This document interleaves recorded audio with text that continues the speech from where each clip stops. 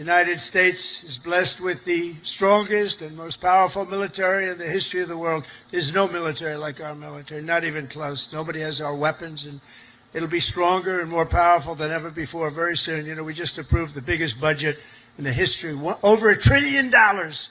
Over $1 trillion. We have the best ships, the best airplanes, the best submarines, the best technology. But above all, we have America's military. It's the best people.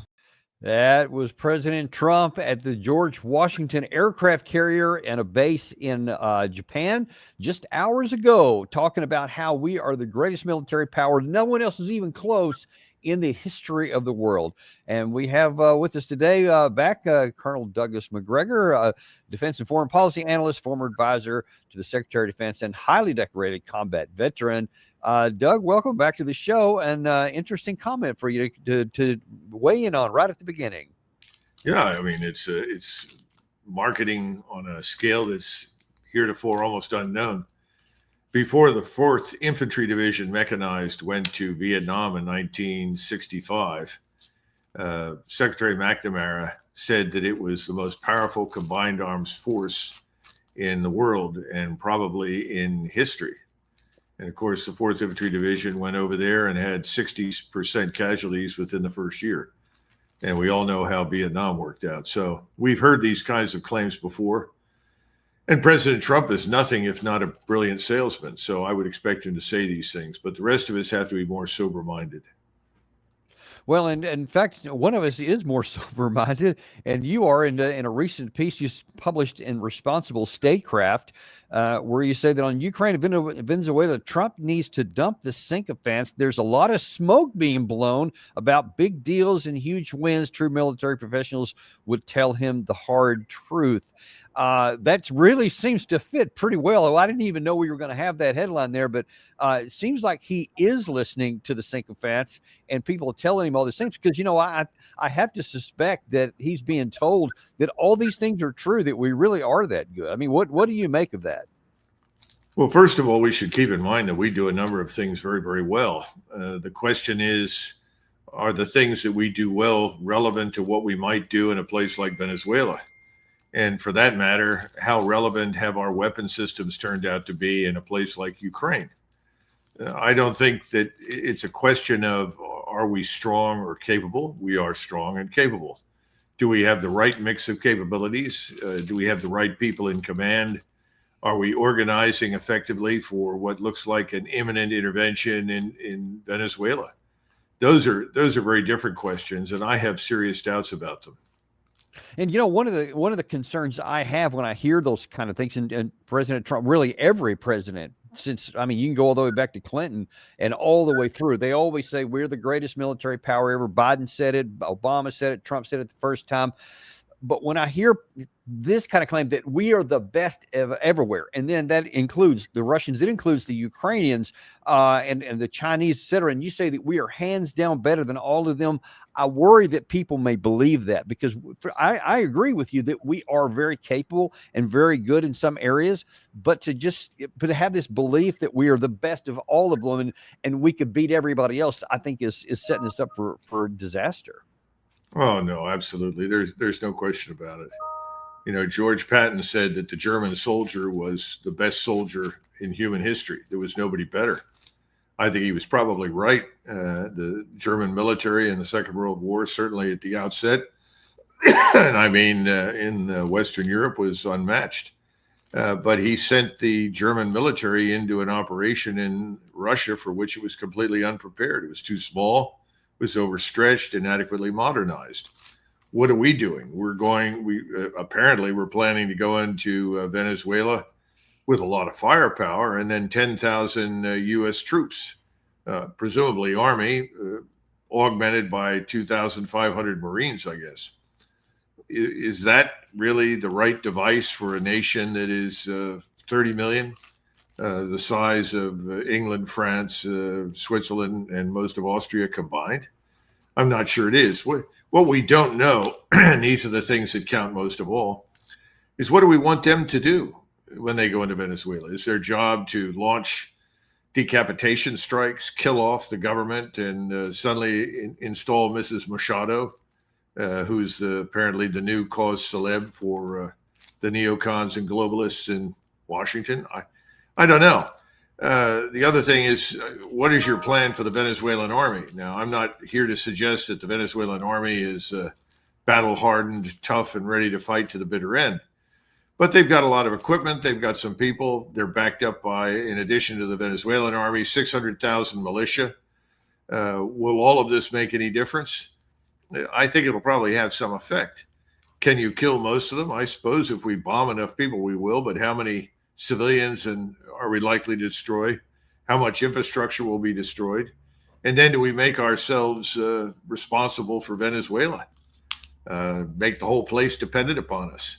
How many refugees do we create that'll demand entrance to the United States, which we need not at all? We still have a problem here with almost 50 million people that weren't born in the United States, most of whom are illegal. What are we doing about that? And then, of course, you have the drug issue. We keep talking about this as though this is an operation exclusively focused on drugs, but there's not enough coming out of Venezuela to justify this massive military operation. Right. Colombia is a much larger drug hub, but do you really want to go into Colombia? Do you want to deal with these endless mountains and jungles? I mean, all these questions have to be answered. We don't know what the underlying assumptions are. But when you've got a lot of people around you who are, frankly speaking, very sycophantic, they are predisposed to say, yes, sir, we can do it. Yes, sir, that's a great idea. Yes, sir. And of course, we've been down this road before. We went down it in Vietnam. And that's why in the article I pointed out that you've got examples of people that were not entirely incredible, but they were people that got it wrong. And, you know, the commander of the 24th Infantry Division said he was convinced that regardless of the state of training of his division, that when the North Koreans saw his units in Korea land and advance on the DMZ, they'd probably all give up and run away. Well, what ensued as a result of our intervention in Korea initially was the mass rout and destruction of the 24th Infantry Division. We reconstituted it, but it was beaten to a pulp and ended up down in the very toe of South Korea. Then you have the former commander of Military Assistance Command Vietnam, the first one. He had been Patton's G3, I guess, during the Second World War. And he said that the war would probably end by January of 63 because the South Vietnamese military was so good. None of that turned out to be true. It all failed miserably. So we've been victims of this kind of thing in the past. And then, of course, this drug business is reminiscent of General Powell's assertion that that we had weapons of mass destruction under development in Iraq, and that turned out to be a lie. So what is this really all about? And I guess to a large extent, it's about oil and gas, which is plentiful. It's the largest reserves in the world, supposedly.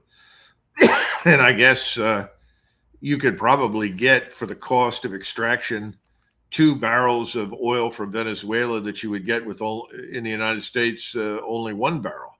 So in other words, it's cheaper and easier to extract oil down in Venezuela than it is in West Texas. Now, I don't know what that means for the oil business in West Texas. It's even cheaper, faster, better coming out of Iran, where you could probably get more than 3 barrels of oil for every one that you extract in the United States. That means you extract it and then you have to refine it. By the time you're through with that, the costs in the United States are quite high, much higher than they would be in Venezuela and much higher than they are in Iran. So I guess that's part of it. Do they have some rare earths? I'm told they have some lithium. And of course, they have lots of gold. They have gold mines that are operational. And they have emeralds. And emeralds are extraordinarily valuable. I guess they also have some diamonds, but the emeralds are tougher to get and rare. You put all that together, and I suppose that's the real incentive. Now, somebody told me recently while I was in Washington, D.C., no, Doug, you don't understand. This is strategic genius. I said, really? What is it? He said, we're flipping the chessboard, the strategic chessboard, on China and Russia. We're driving them out of the Western Hemisphere. They're losing, and this is a very important signal to send. I said, oh, okay. Well, I don't think that China or Russia are going to lose a lot of sleep over what happens in Venezuela. They have a lot of other places to go to get whatever they need, particularly China. I don't think the Russians are going to do very much of anything. I think they'll sell the Venezuelans whatever they can, and they'll advise the Venezuelans, but they've already told them, you're on your own. You're going to have to defend yourselves if you're attacked. So I don't know what the strategic benefit or advantage is of in intervening in Venezuela. Now, you and I know Americans, and Americans will hear, well, we're blowing up drug boats. Great, blow them up. It's what I call the bombs away club. We're bombing somewhere. Well, that's good. Bomb those bastards. What are we bombing for? Who are we killing? How does this help us? We all want to stop drugs from entering the United States, but that's why we have borders and coastal waters. We have the U.S. Coast Guard. We've got the United States Army. Between those two, we ought to be able to keep most of it out. If we're going to deal with aircraft, we've got tremendous early warning systems for people that penetrate our airspace. So I think we can do a very good job, a better job than we have done in the past. But I don't think we're necessarily going to be served by intervening in Venezuela. I think it'll end up becoming a cause celeb for Latin America. And we'll see lots of pent-up hostility and anger directed at us metastasizing. We'll see hundreds of thousands of paramilitaries, potentially from Brazil, Colombia, and other countries come in. That then turns Venezuela potentially into an open wound. So well, and it looks like that we're going to find that out. You mentioned about some of the advisors and wonder what their motivations are underneath. Well, one of whom we know, because he's very boisterous, loves to go on television, Lindsey Graham, talking about how Trump has promised him that when he comes back from this Asia trip, that the Venezuela and Colombia are high on his list.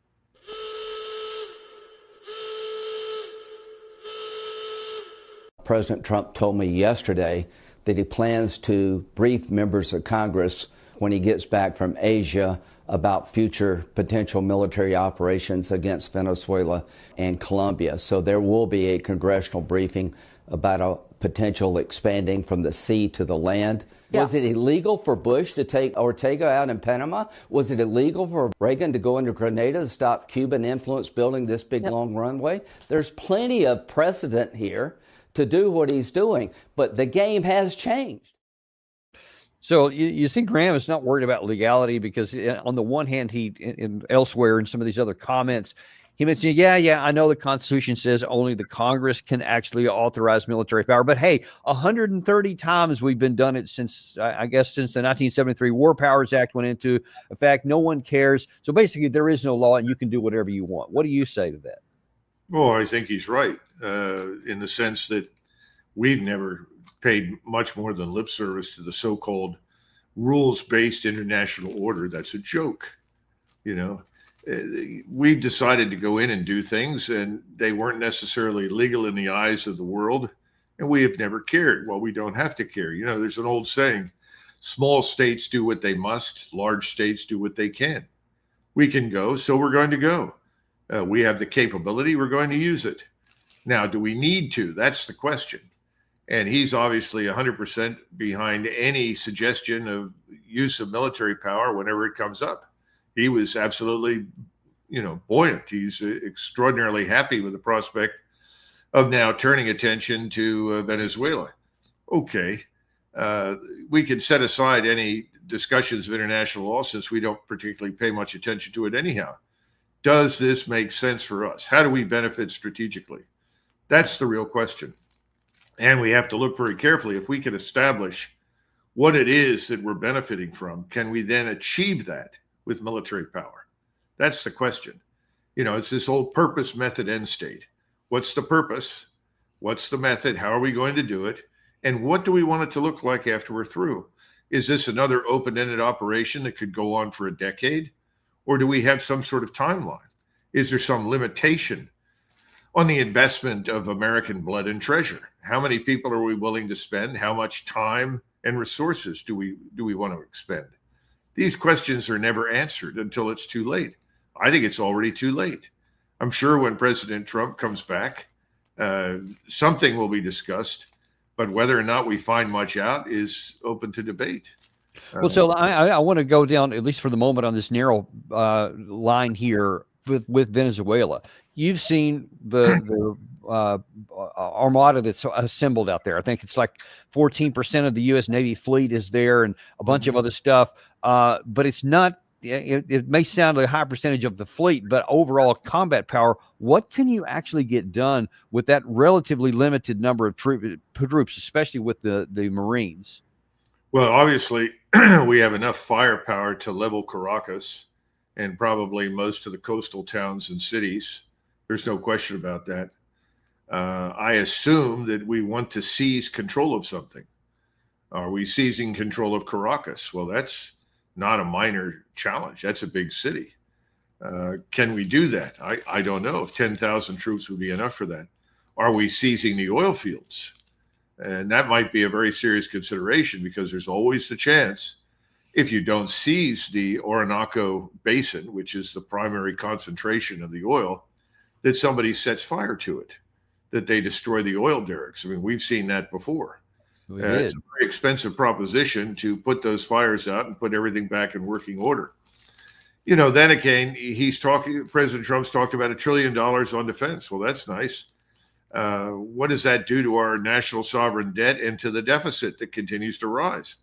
And it's rising by billions of dollars every week and every month. And it's adding to our problem of servicing the debt.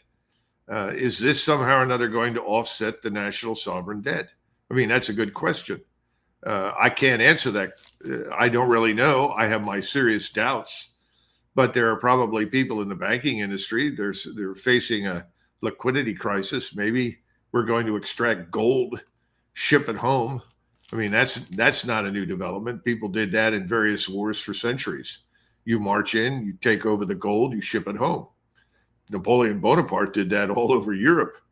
It ultimately didn't help him. It did in France, but I mean, he did it. The Germans did the same thing in World War II. So, I can't answer all of this, except to say that when the hearings are held, some very, very tough questions need to be answered. And I'm afraid that people like Lindsey Graham and others of his ilk will run interference to ensure that the answers are never really addressed. Yeah, he did say it. I didn't have this soundbite handy. He did say that a regime change in Venezuela would be a, quote, layup. So that's kind of where his mentality is on there. A layup? A layup, yeah. What's that mean? Yeah, so he's thinking it's going to be easy. So famous last words. We've heard that song and dance before, and it never works out that way. Well, he may be right in the sense that you could get to Maduro quickly and either kill him or arrest him or something. I don't know. I mean, I just don't know. And then presumably install Mrs. Machado. That could provoke a civil war inside. Right. Yeah, that's what I'm saying. It's easy. It may be easy to drop some bombs, but the mess, it almost always causes it's worse than what we ever had the original problem. We'll see how that works out.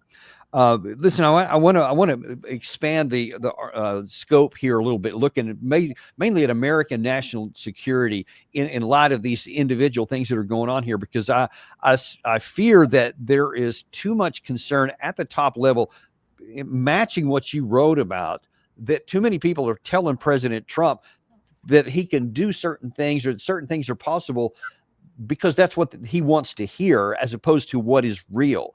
And I want to take a look. First of all, I just showed you President Trump himself from Asia. Well, earlier, Secretary of Defense, or Secretary of War, now Pete Hegseth, was talking, and he's going to give some examples here about how tough and strong we are. I'm not sure these are the examples you want to cite.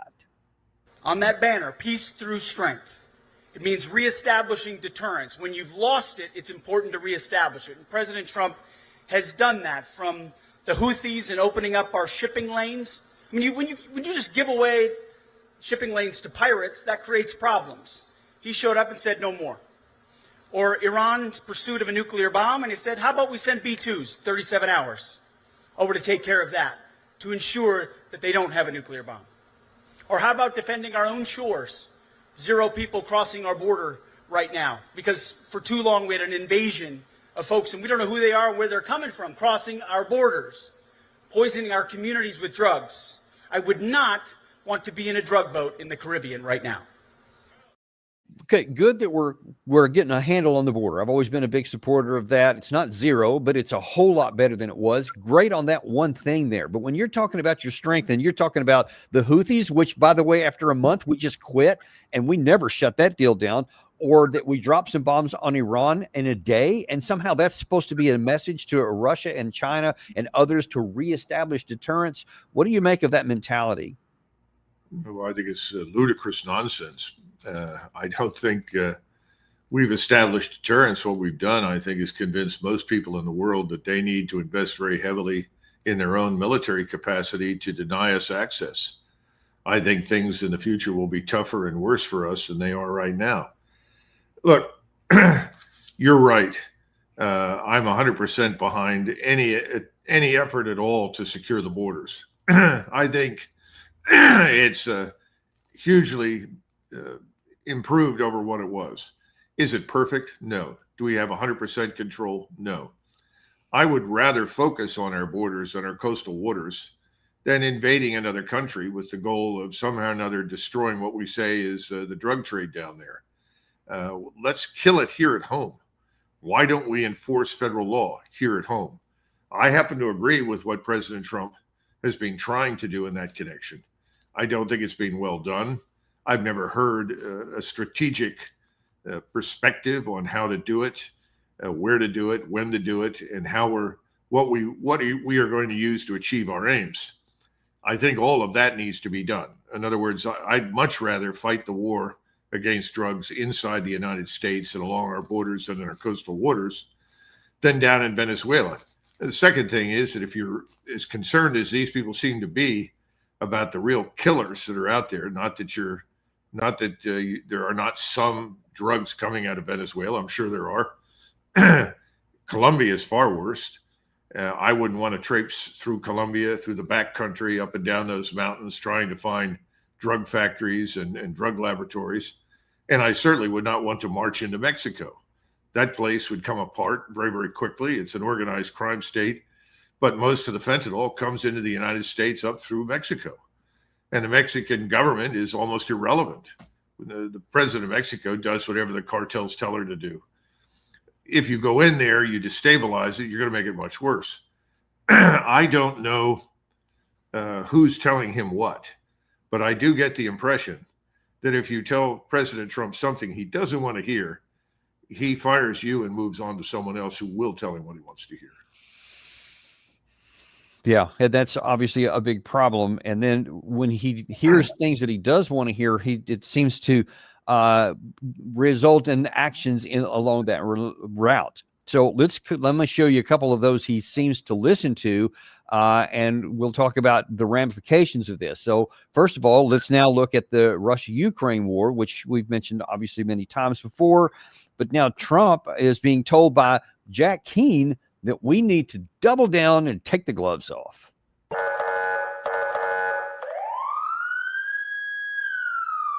So where are we now? President's taken the gloves off. He said, I've had enough of this extended diplomacy. I've run out of patience with Putin. I've given him as much rope as possible. I think this is the beginning. And yes, these are real sanctions. Everyone who's looked at it knows that they have to be enforced. It takes enormous vigilance on the part of the Treasury and the State Department to make sure it's working. And he's got a bunch of other sanctions in the quiver, not the least of which is Senator Lindsey Graham and Senator Blumenthal's proposed legislation, which would slap 500% tariffs on anybody purchasing Russian oil. And the president has, that whole ghost fleet out there of tankers. The president can go after that. So he's got more to do on the sanction area. So all you got to do is just more sanctions, and then you go after all of the fleets that Russia uses to move its oil around, and that somehow that's going to bring Russia to its knees when all of the 19 rounds of sanctions have completely failed in that regard. What do you make of that? It's another Einsteinian moment, What's the definition of insanity? Doing the same thing over and over and over again, expecting a different outcome. That's essentially what General Keane is advocating. And this time we're going to get the we're going to get it right. This time we've got just the right sanctions. In fact, I think the opposite is the case. Everything I see says that these will have almost no effect whatsoever. And what we've done is we've driven a lot of people away from us. Now, you mentioned earlier something about Japan. The president was in Japan, and he's now touting the new deals that he's got with Japan. The Japanese are going to invest money to build things here. Well, they've been doing that for several decades. There's no reason why they shouldn't continue. It's been very profitable for them. Just look at the Japanese automobile industry. There's no question about that. But what else is he doing? Well, he seems to think that now Japan is in his camp. So he's reduced tariffs on everything coming out of Japan and into the United States by 15%. But in reality, the Japanese are doing what? They're buying oil and gas from Russia. They're not going to stop. They're going to continue to buy it in great volume because it makes sense for them to do so. They're also preparing to sit down and finally sign a peace treaty between Japan and Russia because they know that's going to open up even more opportunities to cooperate with Russia, particularly in the Arctic, in Manchuria, in Siberia. And those are areas of enormous importance to the Japanese. They've always wanted to get at the mineral deposits that are there and the other natural resources. In the meantime, what did the Japanese do? Well, the Japanese prime minister essentially told President Trump he's wonderful. They love him. They're going to sign on to nominate him for the Nobel Peace Prize. And they gave him a beautiful set of brand new golf clubs, potentially the most expensive golf clubs in history. And President Trump thinks he's won a great deal and won a great battle, and Japan is in the camp. Does that sound reasonable? Does it make sense? I don't think so. But President Trump is into optics, theater. He likes to say, I cut this deal. I got the better of everybody. Now they're doing what I want them to do. But are they? I don't think any of the states that he's dealing with right now are going to do anything that is not already in their interest to do so. And that's the bottom line. So I don't see anything productive coming out of this trip, except that the Japanese are certainly going to benefit from their trade with Russia. They're going to do business with us, and they're going to do business with anybody else they want to. Their biggest market right now for Japan is China. Yeah, that's and then, like you say, they're going to continue to go down their path of their national interest, which most countries do. But there's also other countries that have national interest, and that is, despite what Jack Keane wants, is the Russians. And they are also moving, not just in the economic and the petroleum markets, which they continue to do, but also because of what they perceive as being the threat environment requires them to do things in the security environment. And you may have seen, or not you may have seen, I know you've seen the issue that Russia now has unveiled a new class of nuclear missile, the Burevestnik, and that has some additional capabilities. Obviously, there's a lot of capabilities already, but Russia, with Dmitry Peskov, explained the reason why they developed it in the first place. Россия последовательно занимается обеспечением собственной безопасности. Именно в русле этой задачи и происходит разработка новых систем вооружений, к коим относятся озвученные системы. Обеспечение безопасности для России является вопросом жизненно важным, особенно на фоне того милитаристского настроя, который мы сейчас слышим от европейцев в первую очередь.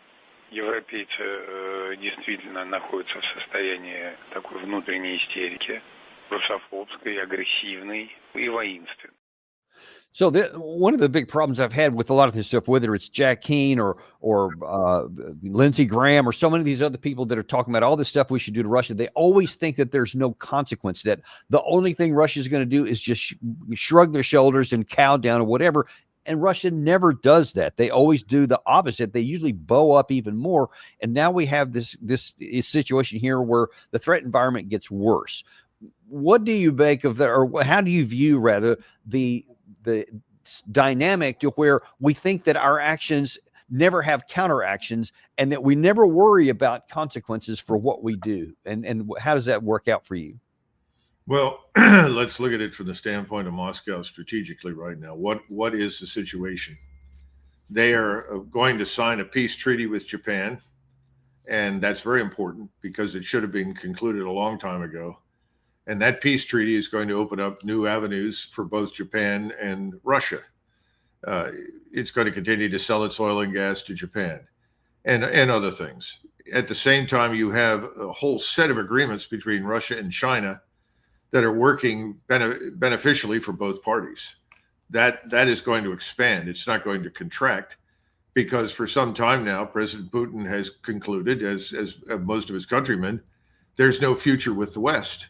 And so they have to build a different future in Asia. And at the same time, Russia has very good relations with Southwest Asia and the principal states of Central Asia, which are very important to them. So he's really looking right now at one dangerous front, and that's the front that faces Europe. But he also knows that if he's patient, he exercises some constraint, or I guess I should say restraint, that the governments that are plaguing him in the West are probably going to fall apart. That's certainly true in London, Paris, and Berlin. There's growing discontent. So there is on the one hand a recognition that these European governments at the moment seem to be incurably anti-Russian, but there's also a recognition that they are on very fragile ground given the states of their economies and the financial system. So that leaves the United States. Well, what is the United States actually doing? Is the United States egging its European allies on into war with Russia? I don't think so. I think President Trump pulled back on the Tomahawks when it was made clear to him what the true state of our military readiness is. And I think he recognizes we're in no state to take on Russia in a war. Secondly, I think he also concluded there's nothing for him to win. He's not going to get a Nobel Peace Prize for anything that happens in Ukraine, because to do that, President Putin would have to surrender Russia's interests to us, and that's not going to happen. President Putin is going to end this war on terms that suit Russia. I think President Trump knows that. There's nothing he can do about it. And so he's effectively let the pot boil on the stove. Oh, yeah, we'll send more things down the line if the Europeans pay us. And maybe that'll help. I don't think so, is what he said, but maybe anything's possible. Does that sound like someone who wants to take a road of direct confrontation? I don't think so. Then in the Middle East, I think he is prematurely declaring peace. But, you know, that's at his risk. If the whole place blows up in his face, as I think it eventually will, he may regret saying a lot of the things that he has. But he's never really cared very much, because if you push him hard and say, well, you said this, he sort of waves you off and says, well, I meant this, and now I mean this. In other words, he'll change like a chameleon if he needs to in that regard. So that leaves us with Venezuela. Now, there's no question that we can muscle our way into Venezuela, that we can dominate Venezuela militarily, and for that matter, anybody else in Latin America. The only question is, does anybody care about that? In other words, we go in there, we do a lot of damage, we put somebody new in, and then what do we expect? The gold mines to open, the oil wells to pump, and, you know, we have eternal peace and prosperity for the rest of our lives. I'm not so sure that'll be the case. I think we're going to have a lot of trouble on our hands if we go in. But in the meantime, just the sight of U.S. military power dominating a weak country in the Caribbean basin, well, that's great. Great visuals if you're the president. These are my men. They're doing great jobs. They're the best. Nobody can stand against them. And I think everybody's told him very honestly, no, the Venezuelans can't stand up to us in that regard.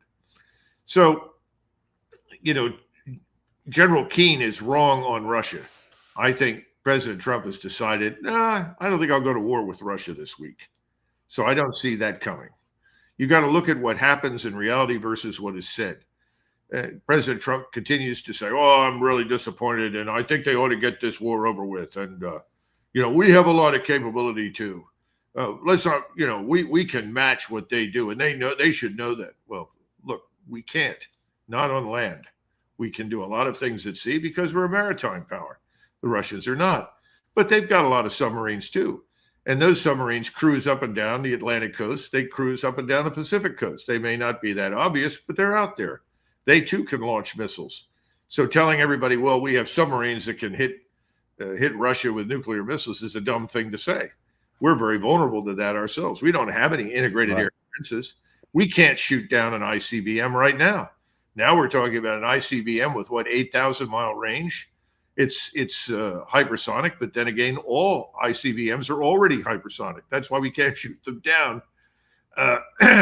So what has really changed? The only thing that's changed is that the Russians have a new weapon in their inventory for which we have no answer other than to engage in mutually assured destruction, which I think is something President Trump wants to avoid. Let us hope that he does. I want to shift gears here and one more zoom out, because I think that the bigger issue that at least I'm concerned about is not whether Secretary of War talks about how we can beat the Houthis or, some other two-bit military players, but what would happen if we had to actually fight a peer or near peer? That's the absolute sine qua non of the measure of whether you have a great military power, if you can keep your country safe against somebody who has capacity, which is what you mentioned a second ago. And that is why your article got my attention here, because you're talking about some things that really matter here. And this is, by the way, is in our the description field for anybody who wants to go and read it, or you can just Google it right there on responsible statecraft. But one of the first things that really stood out to me that I think everybody needs to get a sober understanding of is you wrote, quote, American military power is in a state of decline that will require a decade or more to reverse. Why do you say that? Because there's a tendency in Washington, and I think sadly increasingly in Europe, to believe that if you throw great quantities of cash at something, that you're going to change it. Oh, we have a problem in defense. Well, we'll invest more money. We'll find some new weapon systems, and we'll be on track. There's almost no interest in the impact of what we do on the people that serve in the armed forces. We don't seem to really value human capital. They're saying now that we fixed the recruiting problem. I'm skeptical, but certainly as soon as the economy crashes, you're going to see a lot of people that'll be very, very good, very smart, very capable, looking for employment in the U.S. military, and we should be glad that they do. But I don't see that happening immediately, but it could happen down the line. But even then, it takes time. It takes time to train. It takes time for technologies to reach a state of maturity, then to integrate those technologies with people, then integrate them within platforms, as the Navy is very platform-centric. They need different kinds of ships from the ones they have. It takes a couple of decades for even to make a dent in a new Navy surface fleet. But more important, we need a lot of manned and unmanned submersibles. In other words, we need more submarines than we've got. We've allowed the size of that fleet to diminish far too much. We have problems with people that are able to actually weld the steel on submarines. We don't have enough of them. It takes a huge amount of training and many years of experience to do it well. There are a whole lot of things. We haven't even talked about the integration of new electronics. All of this is overlooked in favor of throw money at it. But we don't realize that whatever we allocate today is not going to produce real military capability for perhaps 10 years. I came into the Army after the Vietnam War ended, but I came in while it was still going on at West Point. The Army I entered in the 1970s was a mess, and everybody who was in it knew it was a mess. And we were all playing catch up, trying to recover from the squandering of resources and people in the previous 10 years in Vietnam. That took time. We recovered by the time you showed up in the late 1980s. Yep. We were actually getting pretty good. I'm not going to sit here and blow smoke and say we were brilliant and the best there ever was and all this. That's a lot of nonsense. But we had come a long way, and we were getting very good, and we had gotten a lot better. Then we went to Desert Storm, and if you go back and remember, all these retired generals walked in and said, we're going to have 20,000 casualties. This is going to be a disaster. We shouldn't do this. Even Colin Powell initially said, let's just sit in Saudi Arabia, turn the border between Saudi Arabia and Kuwait and Iraq into a new DMZ. And, when I heard that, I said, my God, you mean we're going to be stuck in this desert in perpetuity? This is insane. There's no reason for it. Those of us who were where the rubber meets the road, who saw the enemy up close, we rapidly concluded we were not dealing with some irresistible force on the battlefield. We were confident. We had confidence in our people, confidence in the weapons, confidence in the organization for combat, in the things that we had to be able to do well. We went into that in a high state of readiness. We crushed the enemy in front of us.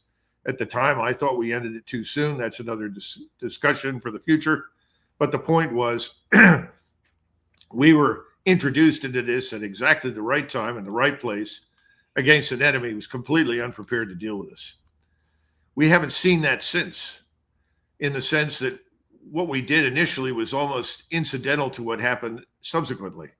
Getting into Iraq was very, very easy. It goes back to the old statement, how long is it going to take us to get the 101st into Vietnam? And the 4-star, Lemnitzer, said to McNamara, I don't know, not long. He said, the real question, Mr. McNamara, is how long is it going to take us to get it out? And that's the question that needs to be answered right now in Venezuela. If President Trump is smart, being the brilliant marketeer he is, whatever happens, he should declare victory pretty quickly and get out. Because the longer he stays, the worse it'll get. For all the reasons with which we are familiar. For the reasons we learned in Vietnam, the reasons we learned in Africa and Asia. Now, somebody's going to stand up and say, well, what about just cause? Remember that? This was going into Panama. And all of my classmates that were involved in that when we were majors or captains, they all said, we renamed it just because everybody concluded when they went in there that to get rid of Noriega, they didn't need to do all the things they did. They did more damage than was necessary, killed more Panamanian troops than was necessary. But fortunately for us, Panama was very small, very manageable. Venezuela is not. And those kinds of mistakes could have profound consequences for us. But I'm afraid there's probably no one in the vicinity of President Trump who's saying that. I hope I'm wrong. But we have too many people in senior levels that have learned over many decades, as you know, Dan, if you want to get ahead, there are magic words. They're called yes, sir. You don't bring up problems. You don't do that sort of thing. You point to it and say, sir, we can do it. It can be done. And then you go in there no matter what happens and you work real hard to make it work. And we know what that means. It doesn't work. Yeah. And that's one of the apparently the reasons why we have the current chairman of the Joint Chiefs of Staff, General Kane, because Trump bragged that he was the guy that could get it done when everybody else said that it couldn't get done. I don't know what he's like now. I don't know what he's been telling him. I have literally no idea. He could be doing great work for all I know, but I know that that's something. In fairness to General Kane, he was in an environment in the Middle East where he advocated the increase in the intensity of bombing and airstrikes. And that did have an effect. There's no question about it. Did we permanently defeat ISIS? I don't think so. Half of ISIS now seems to be an instrument of the CIA and the Mossad in Syria. Whatever. But the point is, in fairness to him, he was willing to step up the intensity. President Trump obviously liked that, thought that was very warlike. You know, Trump's always enamored of these Hollywood stereotypes of Patton and elsewhere, that he's looking for somebody, hey, this guy wants to fight. That's good. That sounds great. But if you go back through history, most of your best commanders frequently come back and say, no, I don't think we should do that. There's a better way. And they treated use of military power as a last resort, but they made damn sure when they did use it, that it made sense. Well, and that's what I want to go down the path in next. And this is something I thought was really useful from your article here, because you said something a second ago I think is really worthy of expounding upon. You said that when you came in the 70s, we had the mess that we had from the Vietnam disaster, et cetera. And then by the time that I showed up in the late 1980s, right before Desert Storm, we were in about as good a shape as we could be right there. So we had more than a decade of time to build up and recover so that when we needed it at that time, it was a solid force. We could have gone up against the USSR, which was still in effect at that time. And I think we'd have done quite ably, I believe. But here's the question now, where we have been, and let's just say the last 2 decades, if we were to fight an unexpected war against a peer or near peer, whether that's China, North Korea, maybe, or certainly to Russia, are we ready today to fight? And if we're not, what do we got to do to get there? How much time? And one of the things you wrote in that article, Gary, if you can put that one back up there, is you say the key strategic challenges for Trump is not to meddle in Ukraine, the Middle East, or Latin America. And you said that his top priority should be to restore American economic productivity and prosperity, because that's the foundation that's going to set the stage for the military. So if President Trump thinks that there's a chance that we could fight against a peer near peer, seems to me you'd want to shed all of those things right now and focus on the things that you talk about, that 10-year period. What does that look like? The lesson from the experience in Vietnam and the post-Vietnam restoration of the U.S. Armed Forces is that restraint now can create capability later. And that's really the argument. If we're willing to exercise some restraint right now, go back, re-examine what we're doing, re-examine what we've got for forces, then there's a good chance that over the next 10 years, we can be back in the position we were in 1989, 90, and 91. But nobody wants to exercise any restraint. Now, what does restraint mean? Restraint means a sobering self-assessment. Where do we stand? What do we need and what do we not need? No one in Washington wants to stop producing anything until you can find a substitute for it, because it means money. Money to them, money to industry, money to their constituents, and most important, to their big donors. The challenge in Washington is always the same. Keep the money flowing. Keep it flowing. Don't let it stop. Somebody like me who walks in and says, well, the first thing we need to do is we need to stand down X number of carrier battle groups. We need to bring the remainder up to full strength. Then we need to completely re-examine the shipbuilding program from top to bottom. We have to figure out what it is that we really need, not today, but in 10 years. How are we going to get there? Where do we extract the savings to get there? You have to have a new concept for what you're trying to do strategically. And then that filters down to the lowest level. This has been done before. The British went through this before World War I with their Navy. And you had some very smart people that made profound changes in the Navy. And the result was that the British Navy, the Royal Navy in World War I, was really too strong for the Germans or anybody else for that matter on the planet to overcome.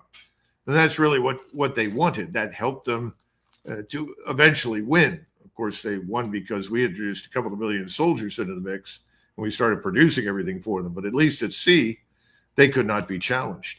So what are we going to do to get there from here? And at the same time, when you begin shedding these things you don't need and redesigning what you think you're going to need for the future, you need to invest very heavily in this thing called the private sector and prosperity. But you need a strategy. You need a strategy for high technology. You need a strategy for industry. You need a strategy for agriculture. All of this combined, along with a new national military strategy, is what you call grand strategy, which we've never really had. We've never really had it because we sat over on North America, the big island between the Atlantic and the Pacific, and we really haven't needed it. And so, our big period of expansion that turned us into a major power is really between 1920 and 1970, that 50-year period, during which we had almost no immigration, very, very little. But what we did do is take all the various inventions and innovations that had built up over many years. We figured out how to assimilate them into the industry, into the private sector, and also into the military. This put us at a tremendous advantage. But we were not really engaged very much in the so-called interwar period. And when we did go to war in the Second World War, we went in with the largest manufacturing base in the world and the largest skilled labor force. We came out and in what is nothing less than a miracle, we turned it all into commercial production. In other words, we were turning out dozens of bombers in the space of days because we built a tremendous assembly line. That assembly line literally collapsed overnight and started producing consumer goods. And it was very, very successful. That's all in our past now. We live in a different world today. We have to understand what is the world that we're in. How do we remain competitive? That leads you to very different conclusions from the ones that I think President Trump has reached. Do we need tariffs? In some cases, yes, tariffs have always been an instrument that could be used defensively to protect things for limited periods. But we've tried to use it as a hammer. And he insists, even though it's not true, that we're winning this big tariff war. All we're doing is we're feeding the fire that effectively moves this giant locomotive known as bricks further down the track. Away from us, yeah. Debasing our currency. It seems like a good answer in the short term to keep the dollar weak. But long term, it's a catastrophe. We don't know how much longer this can go on before everything collapses. So we need a self-assessment. We haven't done that, and not a realistic self-assessment. And we need a grand strategy, something we've never had. And we were lucky that things worked out the way they did in the past. You can't bet on luck forever. And right now, we haven't been so lucky. Yeah, and of course the problem with that is that makes everything you just said makes enormous sense, but it's logical, it's grounded in history, it's grounded in a forward-looking path should you have a grand strategy. But I think the fatal flaw in that is going to be nobody is going to bring that to President Trump because it doesn't have an immediate payoff right now. And what you're talking about is something you have to invest, something that's even beyond his term in office. And I don't see a whole lot of prospect that he's going to go down that path. But Dan, let's be frank. You can't blame this entirely on President Trump. President Trump is very much a creature of the United States. I like to think of President Trump as in many ways the archetypal American. He has fully embraced the microwave technology as a way to do business. In other words, I'm coming up with this. The idea is in 6 months, we get this. In 12 months, we get this. The next quarter will produce this. Everybody on the Hill is very similar.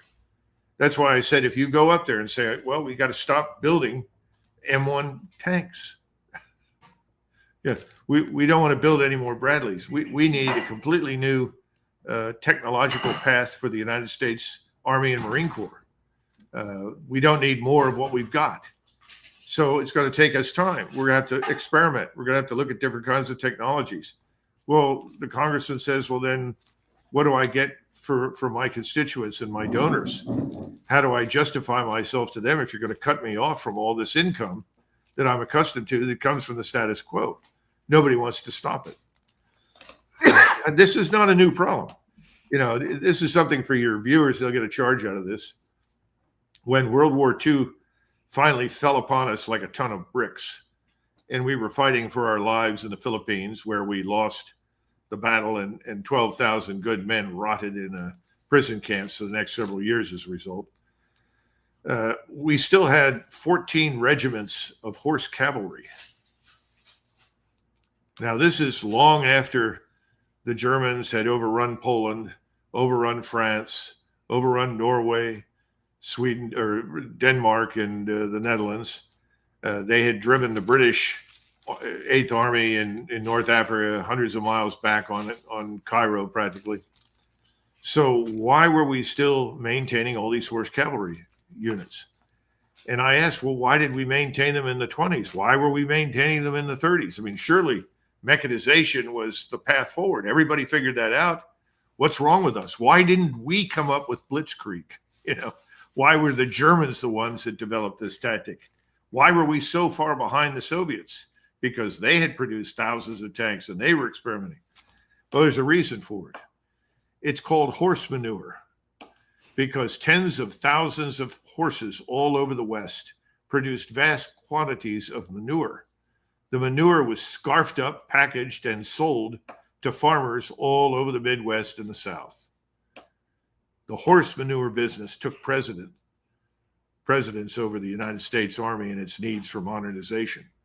So when you ask the question, well, surely when Douglas MacArthur was chief in 1929, or Mahlon Craig was chief in 1935, or Marshall was chief in 1939, why didn't they wave their hands and say, get rid of all this horse cavalry?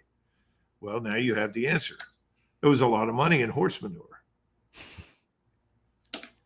Well, and there's a lot of different kinds of horse manure that's going on today that's keeping us from getting into that kind of a modernization that we need.